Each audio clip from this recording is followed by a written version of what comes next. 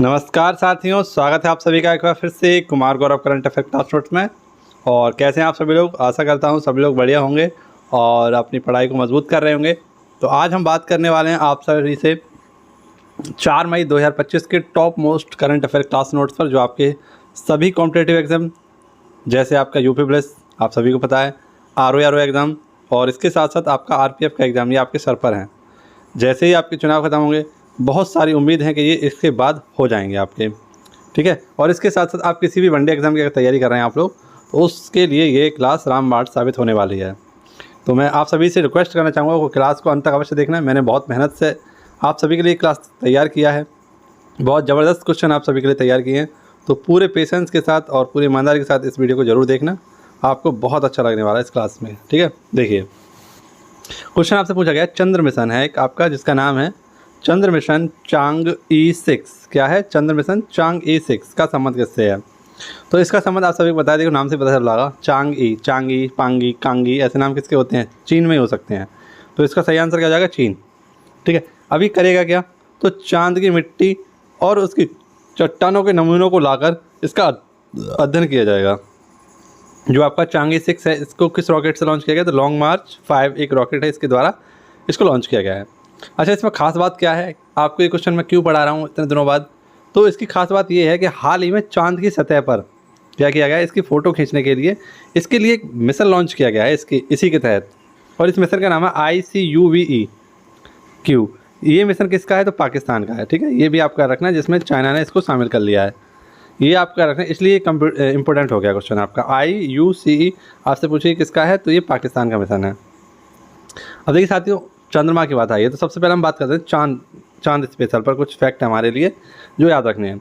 सबसे पहले हम बात करते हैं चंद्रयान फर्स्ट हमारा था, जो कब लॉन्च किया गया था? 2008 में, ठीक है। 2008 में हमारा चंद्रयान फर्स्ट लॉन्च किया गया। चंद्रयान 2 आपसे पूछे कब लॉन्च किया गया था? 2019 में लॉन्च किया गया था। और चंद्रयान 3 की बात आपसे करें तो ये कब लॉन्च किया गया था? 2023 में आपका लॉन्च किया गया था, ठीक है। अब चंद्रयान फर्स्ट, इसमें आप सभी को पता है ये किस रॉकेट से भेजा गया था? तो PSLV-C11 के द्वारा इसको भेजा गया था। जबकि चंद्रयान सेकंड को GSLV-M के थर्ड M1 इसके द्वारा भेजा गया था। और आपका जो चंद्रयान थर्ड है, इसको भेजा गया था आपका LVM थर्ड M4 के द्वारा भेजा गया था। ये सारे पॉइंट आपको पता ही होंगे। अच्छा, अगर हम बात करें किसकी? चंद्रयान थर्ड की, तो चंद्रयान थर्ड हमारे लिए काफ़ी ज़्यादा इंपॉर्टेंट है। इसमें आपका एक लैंडर था और एक रोवर था। जो लैंडर था आपका लैंडर, और एक रोवर था। रोवर का नाम क्या था? प्रज्ञान। रोवर का नाम क्या था? प्रज्ञान। और लैंडर का नाम क्या था आपका? तो याद रखना, विक्रम। ये हमारे जो अभी पुलिस का एग्ज़ाम हुआ था, उसमें एक क्वेश्चन पूछा गया था। हर शिफ्ट में एक ना एक क्वेश्चन पूछा गया था चंद्रयान थर्ड से। और चंद्रयान थर्ड कब लॉन्च किया गया था आपका? तो आप लोग मुझे कमेंट बॉक्स बताइए कि चंद्रयान थर्ड आपका कब लॉन्च किया गया था, ठीक है। चलिए, अब हम बात कर लेते हैं किस पर? अंतरिक्ष स्पेशल, क्योंकि हमारे अंतरिक्ष के क्वेश्चन आए हैं, तो इसको हम लोग अंतरिक्ष से संबंधित क्वेश्चनों को देख लेते हैं। जैसे कि अप्रैल माह में मैंने आपको एक क्वेश्चन पढ़ाया था, अंतर्राष्ट्रीय मानव अंतरिक्ष उड़ान दिवस कब मनाया गया था? 12 अप्रैल को मनाया गया था, ठीक है। प्रथम उपग्रह कौन सा था हमारा? तो स्पुतनिक फर्स्ट था। ये 1957 में लॉन्च किया गया था, सोवियत संघ, ठीक है, इसका था प्रथम उपग्रह। अंतरिक्ष में जाने वाला पहला मानव कौन था? तो 12 अप्रैल 1961 को यूरी गार्गिन गए थे, आपके अंतरिक्ष में जाने वाले पहले व्यक्ति थे। चांद पर पहला कदम या चांद पर पहले स्थान कौन गए थे? तो 20 जुलाई 1969 को गए थे नील आर्मस्ट्रांग, ठीक है। और इसीलिए 20 जुलाई को हम लोग क्या मनाते हैं? चंद्रमा दिवस मनाते हैं। भारत का पहला उपग्रह कौन सा था? तो आर्यभट्ट था। और इसको 19 अप्रैल 1975 को लॉन्च किया गया था रूस के द्वारा। और कहाँ पर? तो बैंकवर स्थान है एक आपका कजाकिस्तान में, यहाँ से लॉन्च किया गया था। 1967 ये अंतरिक्ष का मैग्ना कार्टा कहलाता है, ठीक है। अंतरिक्ष का मैग्ना कार्टा कहलाता है। अब नीचे हमारे क्वेश्चन है, इसको भी हम रिवाइज कर लेते हैं। इंपॉर्टेंट क्वेश्चन है, इसलिए मैं आपको रिवाइज करा दे रहा हूँ। हालांकि इसका उस क्वेश्चन से कोई रिलेशन नहीं है, लेकिन फिर भी हम लोग याद कर ले रहे हैं, आ गया तो। लक्षद्वीप में शाखा खोलने वाला पहला निजी बैंक कौन सा है? तो आप सभी को पता है HDFC बैंक है। HDFC बैंक की स्थापना 1994 में हुई थी। इसका मुख्यालय आपका मुंबई में है। इलेक्ट्रॉनिक बैंक गारंटी जारी करने वाला पहला बैंक कौन था? तो HDFC था। और सबसे बड़ा प्राइवेट बैंक कौन सा है? आपका HDFC है। इसकी फुल फॉर्म है हाउसिंग डेवलपमेंट फाइनेंस कॉर्पोरेशन। ये इंपॉर्टेंट आपकी रहेगी, तो इसको याद कर लेना आप लोग। अब लक्षद्वीप की बात आई है, तो ये प्रवाल भित्ति निमित्त एक आपका द्वीप है। 8 डिग्री चैनल मालदीव और मिनिकॉय के मध्य है। 9 डिग्री चैनल मालदीव और कवरत्ती के मध्य है। 10 डिग्री चैनल आपका ये अंडमान और निकोबार के मध्य है। INS जटायु को हाल ही में मिनिकॉय में लॉन्च किया गया था। मलेरिया मुक्त पहला आपका जो UT है वो कौन है? लक्षद्वीप है। यहाँ पर कुल द्वीपों की संख्या कितनी है? 36 है। यहाँ के प्रशासक कौन है? तो प्रफुल्ल पटेल हैं। और इसका हाईकोर्ट कहाँ पर है? तो एर्नाकुलम केरल में है। तो आई होप आप सभी लोग इन इतने फैक्टों को याद रख सकते हैं। अगला क्वेश्चन देखते हैं हमारे लिए क्या है। क्वेश्चन नंबर 2 आपको दिख रहा होगा साथियों, आपसे क्या कह रहा है, 46वीं कौन सी 46वीं अंटार्कटिक संधि सलाहकार बैठक का मेजबान देश कौन सा है। तो 46वें नंबर की हाल ही में आपकी अंटार्कटिक संधि बैठक हुई है। देखिए जो अंटार्कटिक संधि हुई थी वो 1959 में हुई थी और लागू कब हुई थी 1961 में। पहली बार इसकी जो बैठक हुई थी वो कैनबरा में हुई थी, ऑस्ट्रेलिया में। भारत इसका सदस्य देश कब बना, तो 1983 में भारत इसका सदस्य देश बना, ठीक है। और तभी इसकी क्या की गई थी, बैठक भी भारत में की गई थी। और आपको याद रखना है पुनः से 2024 में इसकी बैठक कहाँ होगी, अपने भारत में होगी, और भारत में भी कहाँ होगी, कोच्चि में। अच्छा, इसके विकास के लिए क्या किया था, यानी अंटार्कटिका के विकास के लिए इसकी बैठकें की जाती हैं। अब साथियों हमारी बात आई अंटार्कटिका की, तो मैंने उस दिन भी आपको अंटार्कटिका आया था, अंटार्कटिका से संबंधित सारे फैक्ट आपको कराए थे, तो आज भी मैं आपको अंटार्कटिका से संबंधित सारे फैक्ट कराऊंगा, ठीक है। आप लोग पेशेंस बना के रखिएगा। दक्षिण गंगोत्री की बात कर लेता हूँ। पहले 1983 में इसको स्थापित किया गया था, अभी वर्तमान में कार्य नहीं कर रहा है। मैत्री ये 1989 में, और भारतीय 2012 में इसको लॉन्च किया गया था। कहाँ पर, तो अंटार्कटिका में ये शोध संस्थान है आपके, ठीक है। अब बात कर लेते हैं अंटार्कटिका की। उस दिन मैंने आपको लूसेंट का टॉपिक कराया था, आज फिर से मैं आपको लूसेंट का टॉपिक करा रहा हूँ, ठीक है। अंटार्कटिका महाद्वीप विश्व का 5वां बड़ा महाद्वीप है। यह दक्षिणी गोलार्ध में स्थित है। यह वैज्ञानिकों को पृथ्वी के बारे में अधिक जानकारी देने के अनोखे अवसर प्रदान करता है, इसीलिए इसे विज्ञान के लिए समर्पित महाद्वीप कहते हैं। दक्षिणी ध्रुव इस महाद्वीप के लगभग केंद्र में स्थित है, ठीक है। नेक्स्ट देखिए, अंटार्कटिक जो आपकी भूमि है 3 महासागरों से घिरी हुई है, हिंद महासागर, प्रशांत महासागर, अटलांटिक महासागर से घिरी हुई है। इन महासागरों के दक्षिणी छोर को दक्षिणी महासागर या अटलांटिक महासागर कहते हैं। वेडल सागर और रॉस सागर अंटार्कटिका महासागर के ही भाग हैं। इसका तापमान 4 डिग्री सेंटीग्रेड से कम रहता है। नेक्स्ट, इस महाद्वीप की खोज का सर्वप्रथम प्रयास अंग्रेज नाविक जेम्स कुक के द्वारा किया गया, लेकिन वह इसके मुख्य भूमि तक नहीं पहुंच सके थे।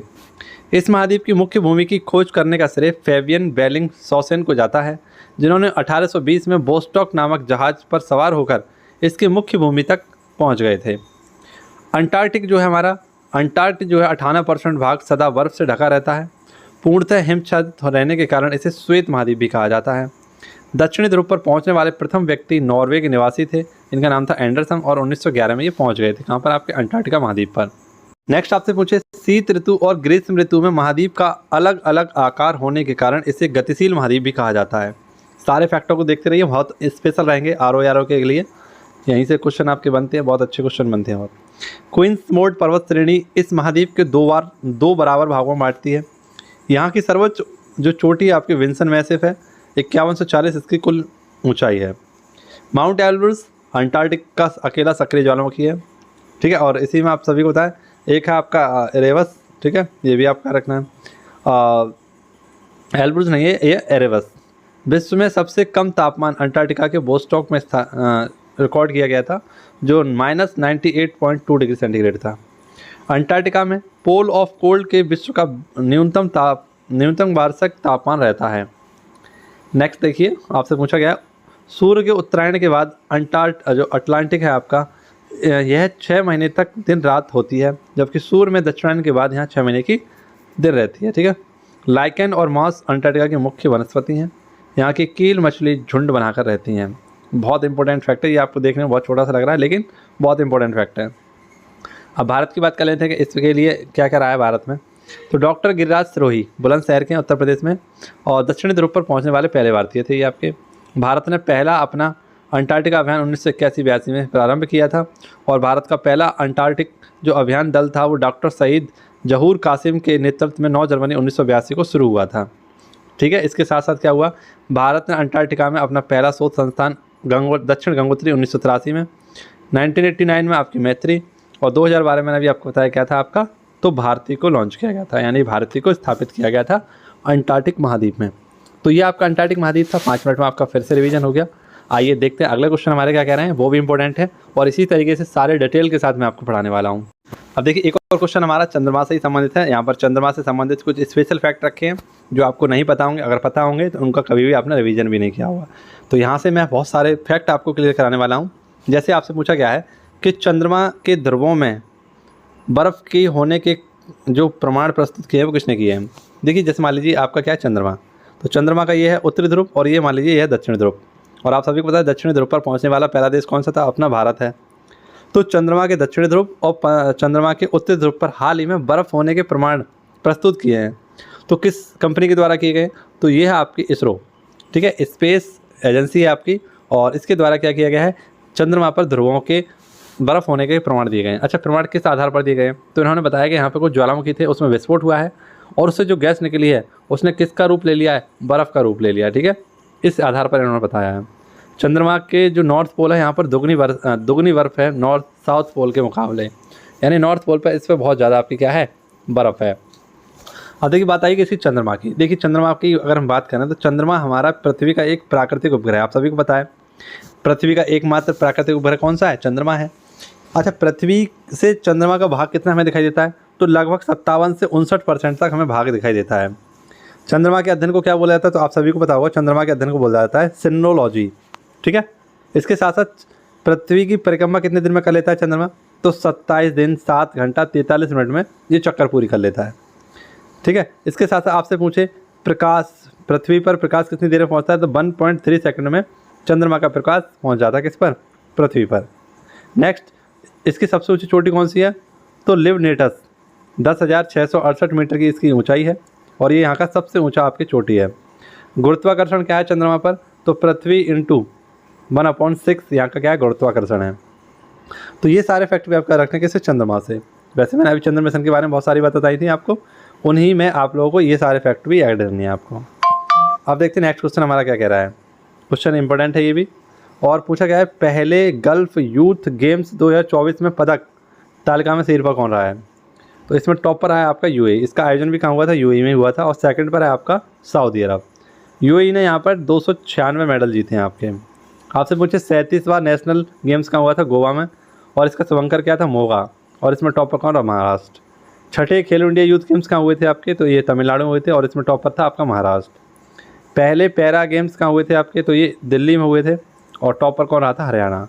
ओलंपिक 2021 में टॉप पर कौन रहा था? ये लोग आप कमेंट बॉक्स में बताइए। और भारत की रैंक क्या थी इसमें? 48। नेक्स्ट आपसे पूछे टोक्यो ओलंपिक में पहला मेडल किसने जीता था? तो ये जीता था आपका मीराबाई चानू ने, सिल्वर मेडल जीता था।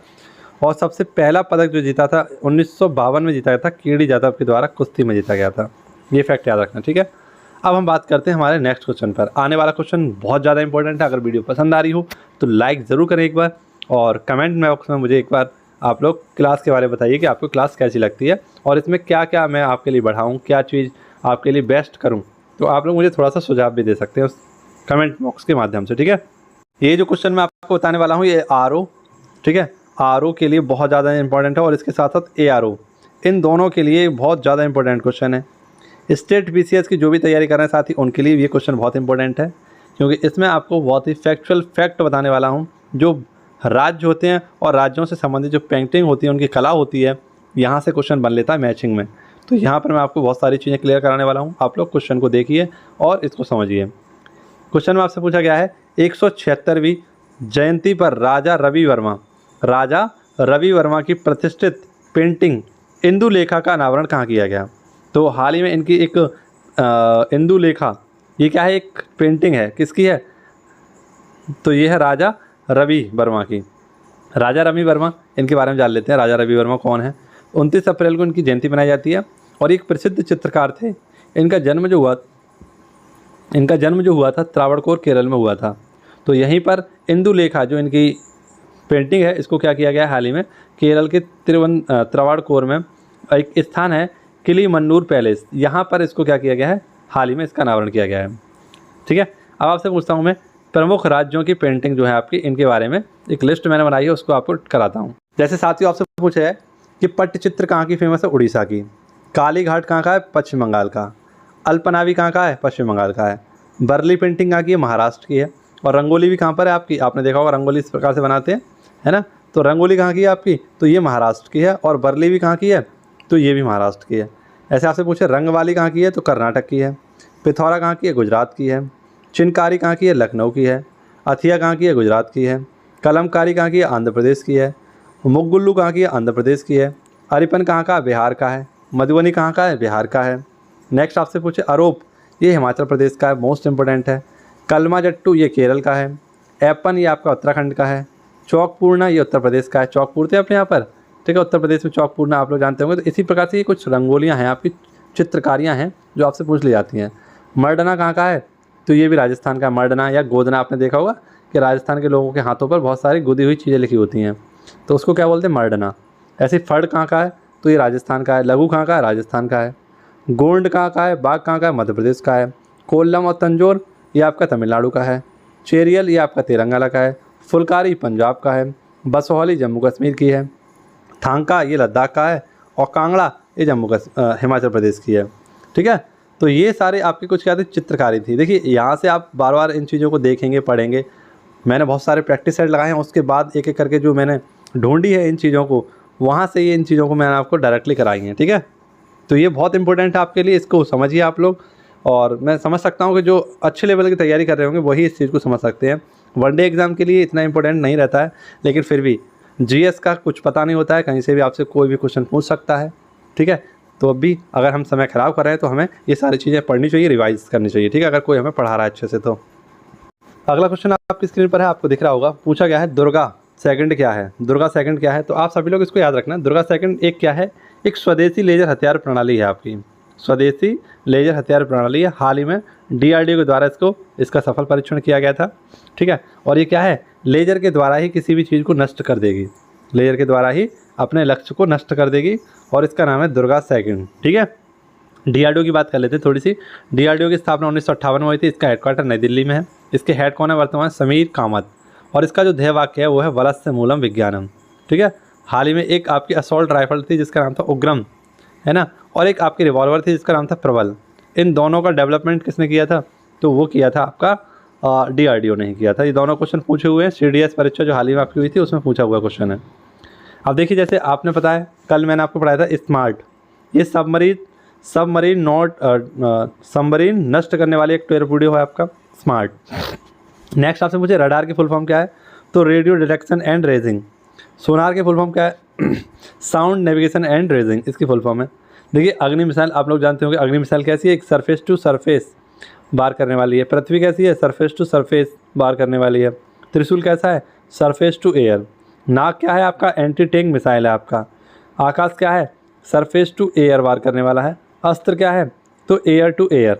और ब्रह्मोस क्या है? तो यह सुपरसोनिक क्रूज मिसाइल है। तो ये सारे फैक्ट भी आपको याद रखने हैं, ठीक है। यहाँ जो मैंने आपके लिए लिखे हैं इन सारे फैक्टों को भी आप लोग नोट डाउन करिएगा अपनी कॉपी पर। अगला क्वेश्चन हम लोग देखते हैं। अगर वीडियो पसंद आ रही है तो लाइक जरूर कर दें, एक बार याद दिला देता हूँ, ठीक है, एक बार और याद था। क्वेश्चन नंबर 7 आपका क्या कह रहा है? क्वेश्चन नंबर 7 में आपसे पूछा गया है, भारत ने यूएनओ में किस विवाद की समाप्ति के लिए 2 राज्य समाधान की वकालत की है? देखिए 2 राज्य समाधान एक प्रकार से कह सकते हैं 2 स्टेट सॉल्यूशन। आप सभी को पता है 2 देशों में बहुत अच्छी लड़ाई चल रही है, जैसे यूक्रेन और रूस में चली थी कुछ समय पहले। अब फिलिस्तीन और आपके किस में चल रही है? इजराइल में चल रही है ना। इसके साथ साथ इजराइल और ईरान में भी चल रही थी। तो यहाँ से आपसे पूछ सकता है कि किन 2 देशों के लिए हाल ही में भारत ने क्या किया है? 2 राज्य समाधान नीति को बात करी है, इसकी वकालत की है। हम सभी को पता है यूएनओ जो है, इसमें हमारे भारत की तरफ से जो प्रतिनिधि सभा के अध्यक्ष हैं वो कौन है आपकी? तो वो है आपकी रुचिरा कंबोज। यानी प्रतिनिधि सभा में हमारी तरफ से कौन गई हैं? तो रुचिरा कंबोज गई हैं। और इन्होंने ही 2 स्टेट सॉल्यूशन की बात कही है, यानी 2 राज्य समाधान की नीति को या इसके लिए वकालत की है। कौन से वो देश हैं? तो ये देश हैं आपके इजराइल और फिलिस्तीन। हाल ही में आपको पता है फिलिस्तीन को यूएनओ का स्थायी सदस्य बनाने के लिए, है ना, स्थायी मतलब कहने का मतलब है इसको सदस्य बनाने के लिए वीटो किया गया था, यानी इसको रखा गया था। तो अमेरिका ने क्या कर दिया? इसके विरुद्ध वीटो कर दिया था, आप सभी को पता है। देखिए यूएनओ की बात कर लेते हैं पहले। तो यूएनओ क्या है? यूएनओ की स्थापना 24 अक्टूबर 1945 को हुई थी, आपको पता है। इसका हेडक्वार्टर न्यूयॉर्क में है। इसके हेड डॉक्टर टेड्रोस हैं। और इसमें कुल अंग कितने हैं? 6। अंतर्राष्ट्रीय न्यायालय का मुख्यालय कहाँ पर है? द हैग में। जबकि इसके 5 जो हेडक्वार्टर हैं, जैसे न्यास परिषद है, ठीक है, आपका सचिवालय है, महासभा है ये, और यूएनएससी है, इन सब का हेडक्वार्टर कहाँ पर है? न्यूयॉर्क में है। लेकिन अंतर्राष्ट्रीय एकमात्र न्यायालय इसका ऐसा अंग है जिसका हेडक्वार्टर बाहर है, द हैग नीदरलैंड में है। देखिए इजराइल की लोकेशन को मैंने यहाँ पर आपको थोड़ी सी बताने की कोशिश की है। देखिए इजराइल इस प्रकार से है। ये इजराइल है। इजराइल के जो पश्चिम है वो भूमध्य सागर है, जबकि पश्चिमी क्षेत्र पर इसका कौन है? गाजा है। गाजा में ही आपका कौन रहता है? एक आतंकवादी संगठन रहता है जिसका नाम है हमास। इसके उत्तर में है आपका लेबनान, और लेबनान में रहता है एक आतंकवादी संगठन, इसको भी आतंकवादी कहा जाता है, हिजबुल्लाह। जबकि इसके बराबर में आपका सीरिया, और इस तरफ है आपका जॉर्डन। और जॉर्डन और आपका जो इजराइल है इसकी सीमा पर है मृत सागर, ठीक है, मृत सागर। यानी यहाँ पर कोई भी जीव जंतु होता है वो मर जाता है, इसलिए इसमें कोई भी जीव जंतु आपको नहीं मिलता, इसलिए इसका नाम रखा गया है मृत सागर। ठीक है, इसके जो पूर्वी भाग है इस पर कौन है, वेस्टर्न बैंक है। और ये पूरा का पूरा क्या है, यहूदी है। ये पूरा क्या है आपको दिख रहा है, ये पूरा यहूदी देश है, यानी कि ये आपका इजराइल है। ये आपको याद रखना होता है। ठीक है, अब देखिए इजराइल की बात आई है तो इजराइल की राजधानी है आपकी जेरूसलम। यहाँ के प्रधानमंत्री कौन है, बेंजामिन नेतन्याहू। यहाँ के राष्ट्रपति कौन है, नेफ्ताली बेनेट। ऑपरेशन अजय चलाया गया था भारतीयों को बाहर लाने के लिए। इजराइल में जो आपका हमला हुआ था यानी, तो उसके तहत आप भारतीयों को बाहर लाने के लिए ऑपरेशन अजय चलाया गया था। डॉक्टर एस जयशंकर जो कि हमारे विदेश मंत्री हैं। यहाँ की संसद का नाम क्या है, नेसेट। यहाँ की मुद्रा का नाम क्या है, न्यू शेकल। यहाँ की खुफिया एजेंसी कौन सी है, मोसाद। और यहाँ पर एक बहुत ही फेमस मस्जिद है, इसका नाम है अल-अक्सा। इसके लिए लड़ाई हो रही है। लेबनान की राजधानी क्या है, बैरूत है। सीरिया की राजधानी क्या है, दमिश्क है। जॉर्डन की राजधानी क्या है, अम्मान है। और मिस्र की राजधानी क्या है, काहिरा है। ठीक है, आप लोग मुझे कमेंट बॉक्स में मिस्र के राष्ट्रपति का नाम बता दीजिए क्या है।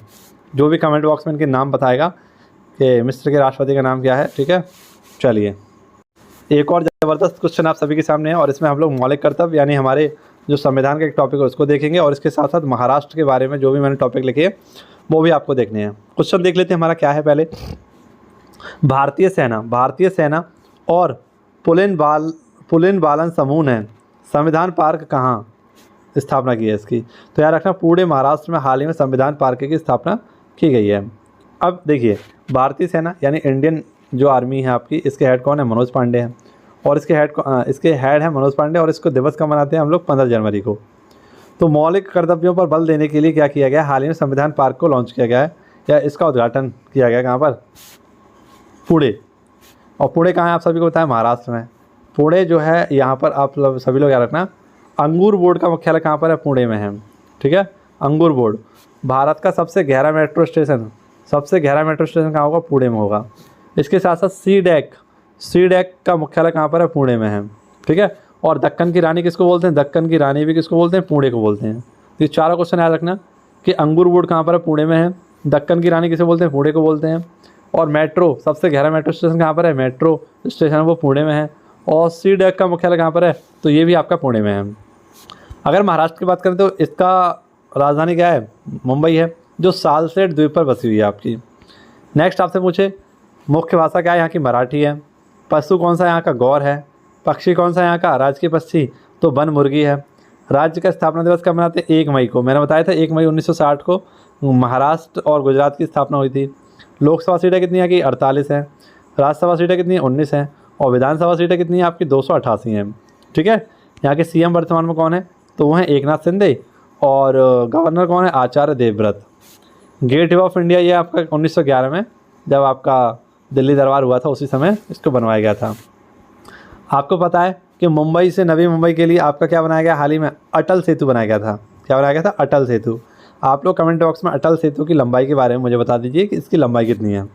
ठीक है, चलिए अब हम लोग देखते हैं हमारे मौलिक कर्तव्य। मौलिक कर्तव्य क्या कह रहे हैं, तो मौलिक कर्तव्य मूल संविधान में एक भी नहीं थे। ठीक है, बाद में भाग 4 आपका जोड़ा गया था और आर्टिकल 51 का जोड़ा गया था। कौन से संविधान संशोधन द्वारा, तो 42वें संविधान संशोधन के तहत ये इसमें आपके 10 तो मौलिक कर्तव्य जोड़े गए थे, और भाग 4 का और एक आर्टिकल 51 का ऐड किया गया था। समिति कौन सी थी, किस समिति की सिफारिश पर, तो सरदार स्वर्ण सिंह समिति। शुरुआत में 8 की सिफारिश की गई थी, लेकिन 10 जोड़े गए थे, आप सभी लोग याद रखना। कुल कितने हैं अभी वर्तमान में, तो 11 हैं। और 11 में कौन सा आपका, शिक्षा का अधिकार है ना, शिक्षा से संबंधित है आपका। और प्रस्तावना कब पेश की गई थी, 13 दिसंबर 1946 को। और इसको कब मतलब अपनाया गया था, तो 22 जनवरी 1947 को अपनाया गया था। ये सारी बातें हमें याद रखनी, क्योंकि संविधान की बात आई थी तो इतनी बातें हमें संविधान से जाननी चाहिए।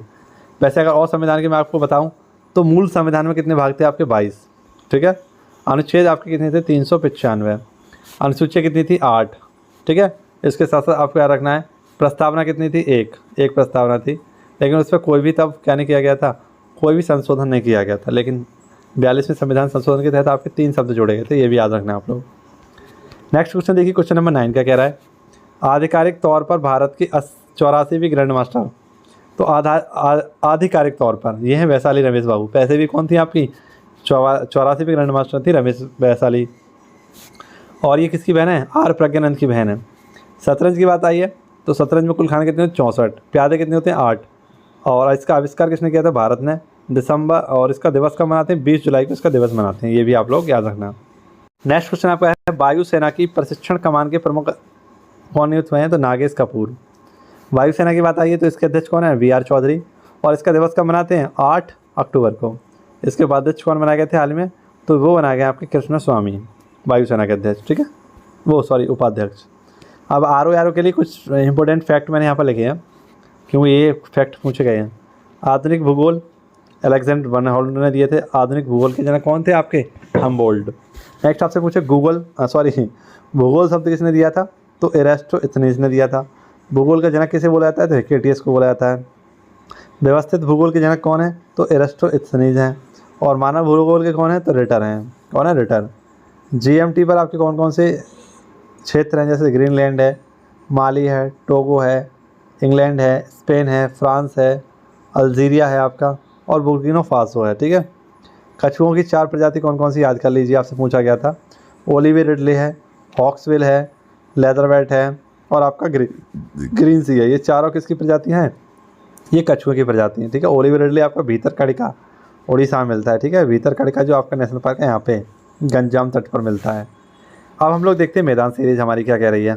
देखिए साथियों, आपसे पूछा गया है पहला, द्वार समुद्र मंदिर में होयसला भवन कला का सर्वोत्तम उदाहरण मिलता है। नेक्स्ट आपसे पूछे भूमंडल पर कर्क रेखा और मकर रेखा के बीच अवस्थित क्षेत्र को दक्षिणी समशीतोष्ण कटिबंध कहा जाता है।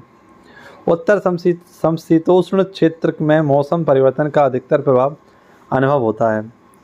कौटिल्य का अर्थशास्त्र राजनीति से संबंधित है। सबसे बड़ा कपास उत्पादक देश कौन सा? चीन। और भारत में कौन है आपका कपास उत्पादक? तो वो है गुजरात। महान्यायवादी संसद सदस्य बने बिना भी पार्लियामेंट की कार्यवाही में भाग ले सकता है, लेकिन वोट नहीं कर सकता। विश्वत से दूरी किसी क्षेत्र की वर्षा को प्रभावित नहीं करता।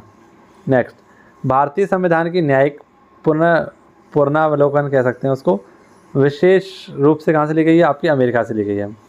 नेक्स्ट आपसे पूछे विश्व बैंक की आसान ऋण प्रदाता संस्था इंटरनेशनल डेवलपमेंट एसोसिएशन है। डेक्ट्रोलॉजी शारीरिक विकलांगता से संबंधित है। एंजाइम मूलतः प्रोटीन के बने होते हैं। लज्जा पुस्तक के लिए कौन है? तस्लीमा नसरीन। नेक्स्ट आपसे पूछे आधुनिक सिख धर्म का जन्म 12 अप्रैल 1999 को हुआ था। और नीलगिरी की पहाड़ियों पर उष्णकटिबंधीय सदाबहार वन पाए जाते हैं। यूफ्रेटस और टिग्रिस नदियाँ इराक में बहती हैं, ठीक है, जिसे हम दजला फरात के नाम से बोलते हैं। नेक्स्ट देखिए, ये RRB जो आपके RPF की तैयारी कर रहे हैं ना, उनके लिए बहुत इंपॉर्टेंट है। यहाँ से सीधे सीधे क्वेश्चन आपके बारे में देख लेना। विकसित देश डेनमार्क के पास कोई परमाणु कार्यक्रम नहीं है। प्राचीन यूनान में अपोलो सूर्य देवता को माना जाता था। वर्तमान में पांचाल को पंजाब कहा जाता है। द लास्ट सफ़र नामक प्रसिद्ध पेंटिंग किसकी है? लियोनार्डो दा विंची की है, और ये कहाँ के? इटली की है।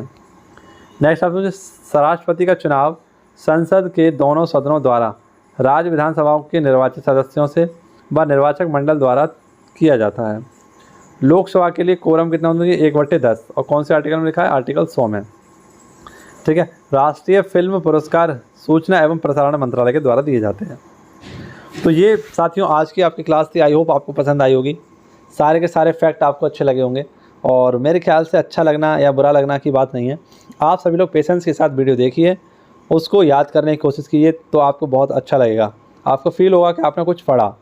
आधा घंटे में आपको बहुत कुछ मिला, लेकिन आप लोग पढ़ते ही नहीं हैं। भाई 5 मिनट 10 मिनट वीडियो देखिए और बंद कर दी, रख दी। अंत तक वीडियो देखा करिए, तभी आपको समझ में आएगी, अच्छी लगेगी, कंटेंट समझ में आएगा, ठीक है, मेहनत समझ में आएगी, वरना कुछ नहीं। चलिए, आशा और उम्मीद करता हूँ, केवल यही कर सकता हूँ कि आप लोग हंसते रहें, मुस्कुराते रहें, और इस वीडियो को पूरा ज़रूर देखें, ठीक है। मिलते हैं आपसे नेक्स्ट वीडियो में। धन्यवाद। जय हिंद, जय भारत।